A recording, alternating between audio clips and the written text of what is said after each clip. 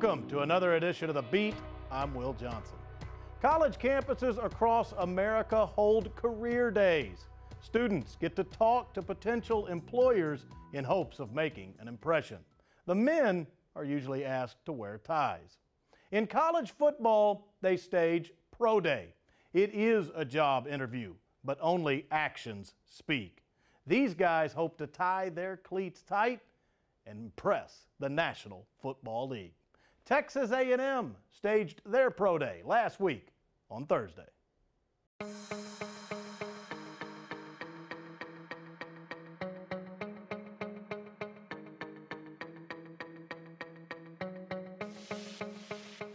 behalf of Coach Sumlin and Texas A&M football, welcome to campus, welcome to our Pro Day. We're going to get going here in a second. We'll start in the weight room with measurables, bench press. When we'll be over here, we're going to do the arm hand wing first, and then you'll do the height over there on the wall, and then your weight, okay? And then start getting warmed up for bed. Give me the ball back, just like you breathe. Just like you breathe. Come on. Breathe, Claude. Keep going. Keep going. Yes, sir. Yes, sir. 23. That's everybody? Good? That's it. We're going to go to indoor.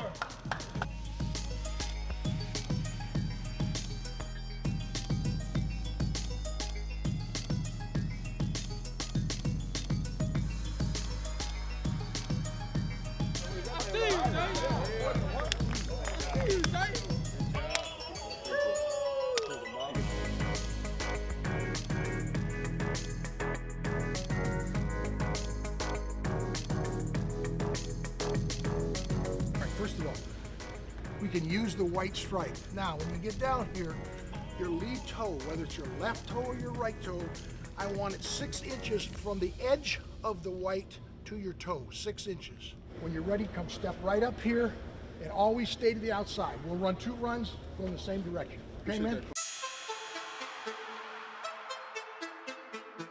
Evans! Justin Evans!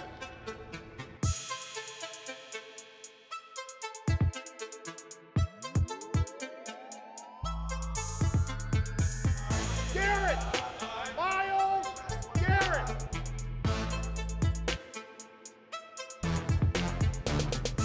Why'd you decide to run today? Because I know I can do better. I've personally done better, and I want to break my records, not just anybody else's. Quietly, he wasn't very happy with his 40 time in Indy, and he was going to try to better that today. That's who he is. He always wants to be better. You know, him playing this year with that injury and doing the things that he did, when others would have mailed it in and just said, hey, look, I'm not playing.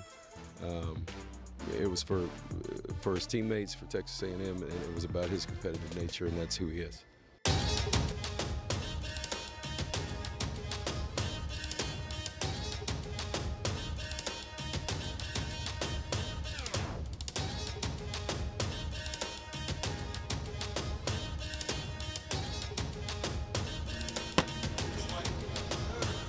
That's doing good, man. That's a great job, man. Y'all flying around. That's a great job. Hey, family on 3. 1, 2, 3, family.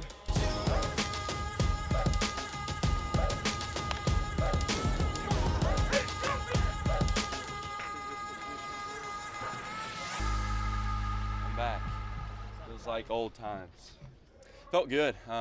You know, obviously there's a few throws we want back. You want to come out here and go 100%, but I felt like I made enough of the NFL type throws to prove that I can make every throw. It was accurate most of the day, and those guys were running around really good for me, making a lot of big catches. So overall, I think it was a really successful day. The day was pretty good. I feel like I had a pretty good day out there, playing a little 3-4 in and some 4-3 linemen. It was good out there to me. I just worked out as a right tackle and right guard today with the Patriots and Eagles, so I feel like more coaches are starting to see me as a right tackle now, which is good because I can play both, but I love playing tackle. It's just getting out there and showing everything you've been working on the last couple of years and not being lazy the last couple of weeks. You shouldn't, be satisfied with what you're doing in the field or what you're doing during the combine. You're about to go against the best in the world, so you got to be prepared. The Beat, brought to you by ASCO, your place for case construction equipment in Texas. This weekend, Texas A&M baseball is home at Olson Field at Bluebell Park. They have a 3-game set in the Southeastern Conference, playing host to the Auburn Tigers. What the Aggies are coming off of is pretty good stuff. They took on a different set of Tigers last weekend and took 2 of 3 from LSU. And we are joined now by a couple of pitchers that were instrumental in the series in Baton Rouge and will be again here in College Station this weekend. We've got Corbin Martin and Brigham Hill with us, both excellent on the mound at Alex Box Stadium. Brigham Hill, you were named the SEC's Pitcher of the Week on Monday. I want to go over both of your performances over the weekend. You got the nod Thursday night, Brigham. 8 shutout innings. What was key for you in the Aggie win? Just this week, I really focused on my fastball command. It hasn't been where it needed to be the previous 3 weeks. And coaches said, you know, once you get that going, all your other pitchers are going to work, and I think that really set me up for success. And Corbin, you backed it up on Saturday in the finale, the game that clinched the series. 8 innings yourself, only allowing 4 hits. Your keys to success? I would say the same thing, just if you're commanding the fastball on both sides of the plate, getting ahead, and what he did was got really early swings in the count, you know, getting early outs. He was able to get us deep into the game, and I just learned off that. You know, they were on swing, they're a free swinging team, so just being able to throw all pitches for strikes, and if they're getting themselves out, that was key for me. So. I think what happened in the 9th inning of the Saturday game is something you could be talking about late in the year that was instrumental to Texas A&M in the 2017 season. 9th inning, you had pitched well, but LSU had a 3-0 lead. The Aggies scored 4 in the 9th, including a 3-run homer by Walker Pennington, proved to be the game winner. Your thoughts as you watched it all unfold, Corbin? You know, it was kind of the talk when it happened. Walker comes up. He had done it in the past last year in the SEC tournament against Ole Miss. And we were like, you know, we have that weird feeling that Walker's going to do it again. And right when it went up in the air, the dugout's really short, so I jumped up, hit my head on the dugout, but I really didn't care. I was so pumped up, you know, so we go out there. And Mitchell came in and closed the 9th, so it was pretty sweet. Mm-hmm. The team as a whole, the series in Baton Rouge meant you passed the halfway point of the year. Now you're going down the backstretch. It's such a mix of veterans and newcomers, and it even seems this year more so than in years past. How has this group gelled as, like I said, now, Corbin, you go down the backstretch? We're starting definitely to learn more about each other.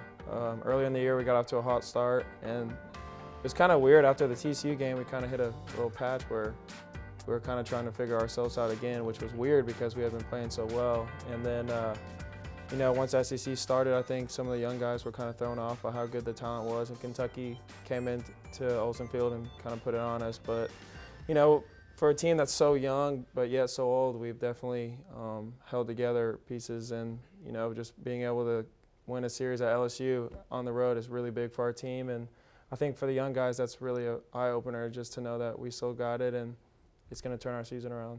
And Brigham, finally, he mentioned the talent in the SEC. Describe to me and those that don't get to experience it a Friday night, which you are so instrumental in this conference to start a series. I mean, it's such a crazy game because, you know, I feel like every pitcher I'm going up against is going to be a first or second rounder.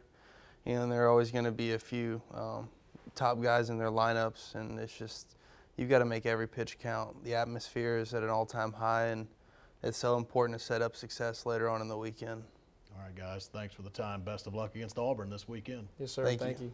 Corbin Martin, Brigham Hill, Texas A&M and the Tigers started off on Friday night.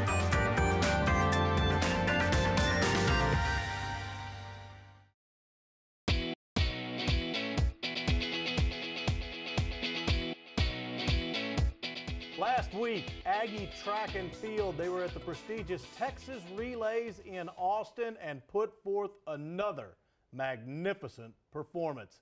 A&M, the men, they were named the team of the meet for the 3rd consecutive year, and they have held that honor for 7 of the last 9 Texas Relays.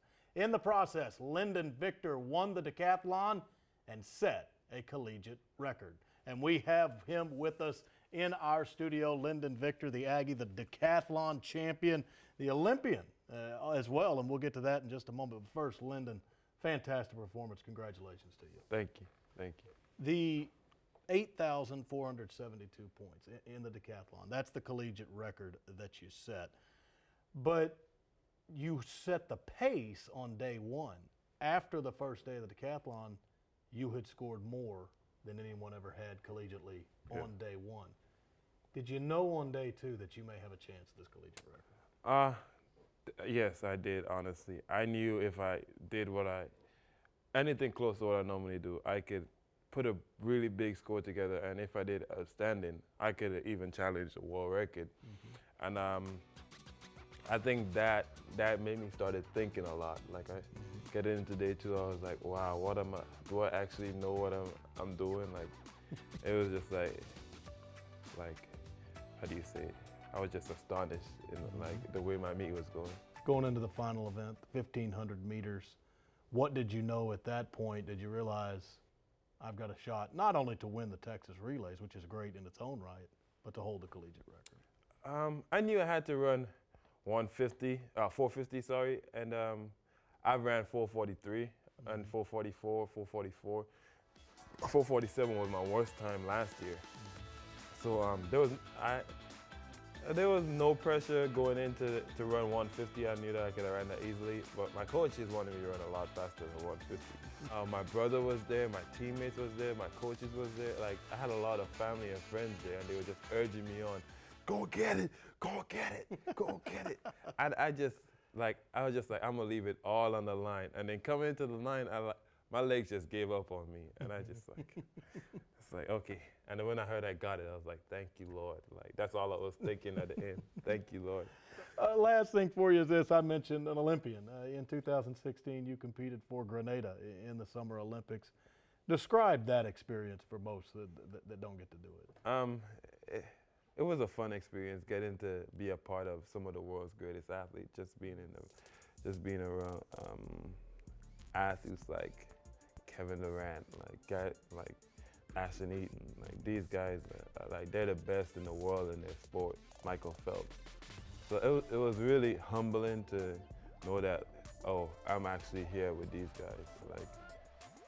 And I learned more. My performance wasn't good, but I've learned a lot as how to compete in the decathlon, because just watching the way that these guys go about their business as professionals, and when one event don't go good, like I was watching Ashton Eaton compete, and he had some really bad events, and then he just came back and just killed the other events, you know. And I've learned that in the multi, everything doesn't go well, and I think that experience is really helping me this season, because at the Olympics when I didn't have a good 100, my whole decathlon was just like, it just snowballed, and every event just got worse and worse. And indoor, I had a really bad 60, and I was like, time to pick yourself up. And I went on and had a really good long jump, PR'd in the shot put, and then I had a 200-point PR at the end of the day. And when the hurdles didn't go good, I was like, you got to pick yourself up again. So I think that Olympic experience really helped me, and it's going to help me for the rest of my life. Well, certainly. So it certainly helped you in Austin last week. Congratulations on the collegiate record. Thank you. Lyndon Victor of Texas A&M Track and Field, the Aggie men named the team of the meet for the third consecutive year. Lyndon Victor for the decathlon.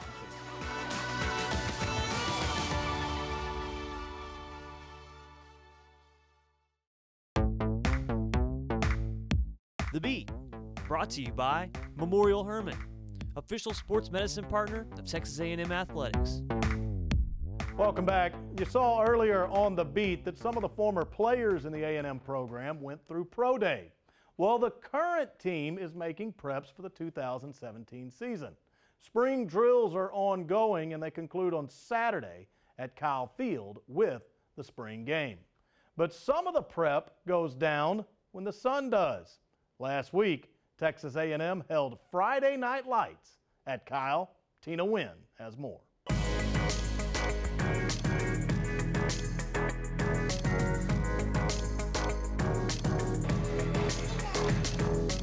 Out here on Kyle Field, where Texas A&M football is hosting their annual Friday Night Lights event, college football is just a couple of months away, but the 12th man is on full display for some spring football action. Team ready!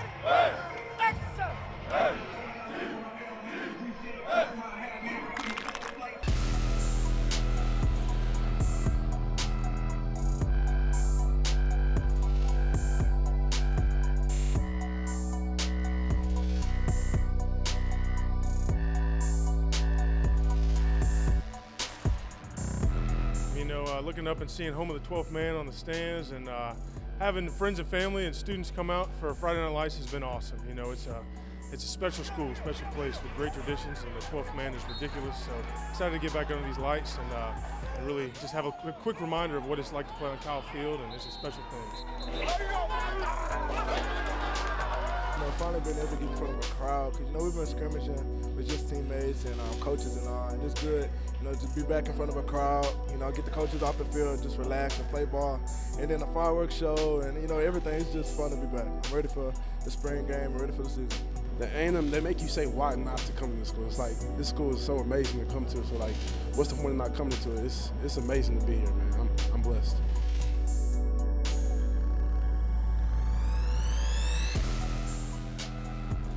Every year you've got things to work on, and there's a lot of little fundamental things, and we'll get oiled down and get rolling quickly. But really excited to see what we've got coming this next season. We've got a great team, a lot of great players, and it's an awesome team. I'm excited for this year.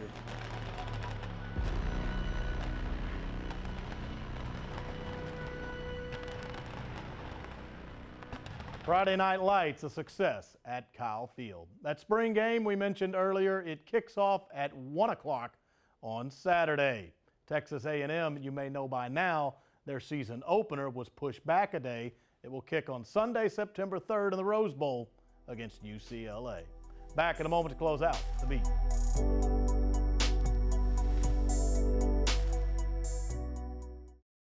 Almost time to say goodbye, but a few items before we go. Texas A&M men's golf, they hosted the Aggie Invitational this weekend at Traditions Club. Weather only allowed them to play 2 rounds. JT Higgins and Texas A&M, they finished in 3rd place. Their next action is at the SEC Championships in Sea Island, Georgia. Once again, the spring game, 1 o'clock right here at Kyle Field on Saturday, and Friday night at Bluebell Park, the Texas A&M baseball team begins an all-important 3-game series with the Auburn Tigers. Auburn at the moment tied for 1st in the SEC West. Hope to see you at Kyle on Saturday and at Bluebell Park throughout the weekend. So long, everybody.